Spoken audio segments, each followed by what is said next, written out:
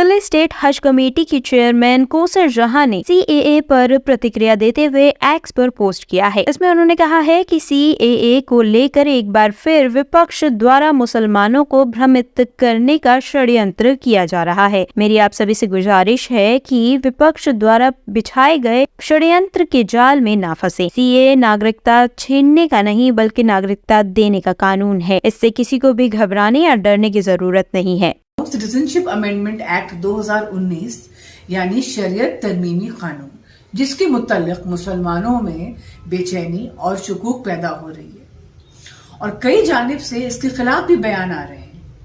حال ہی میں حکومت ہند نے سپریم کورٹ میں ایک ایفیڈیوٹ جاری کیا ہے جس میں کہ دعویٰ کیا گیا ہے کہ CAA شہریت دینے کا قانون ہے، نہ کہ ختم کرنے کا۔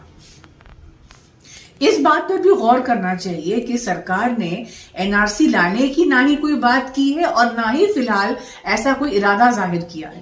اسی لیے ہم مسلمانوں کو بالکل بھی گھبرانے کی کوئی ضرورت نہیں ہے اور ایسا کوئی غیر مناسب قدم نہ اٹھائیں جس سے کہ آپ کو مزید پریشانی ہو جائے۔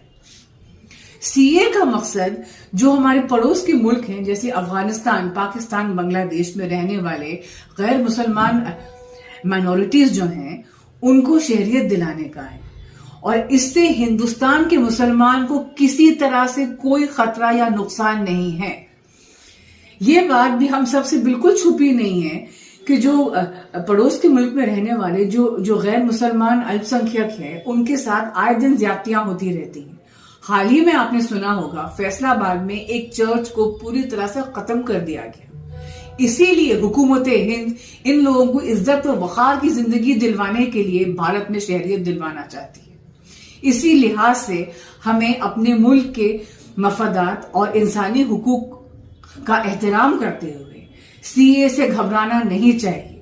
سڑکوں پر یوں پروٹیسٹ کرنا یہ سب بالکل ٹھیک نہیں ہے، بلکہ ہمیں سرکار سے یہ ریکویسٹ کرنی چاہیے، یہ گزارش کرنی چاہیے کہ جو غلط فہمیاں پیدا ہوئی ہیں میڈیا کے مادھیم سے ان سب کو دور کیے جائیں اور جو صحیح بات یا پھر جو فیکٹس ہیں، جو تتھے ہیں وہ سامنے آئیں اور لوگوں کو سمجھ میں آئیں۔ شکریہ۔ ٹاپ سٹوری بیورو کے لیے دلی سے روی ڈالمیا کی رپورٹ۔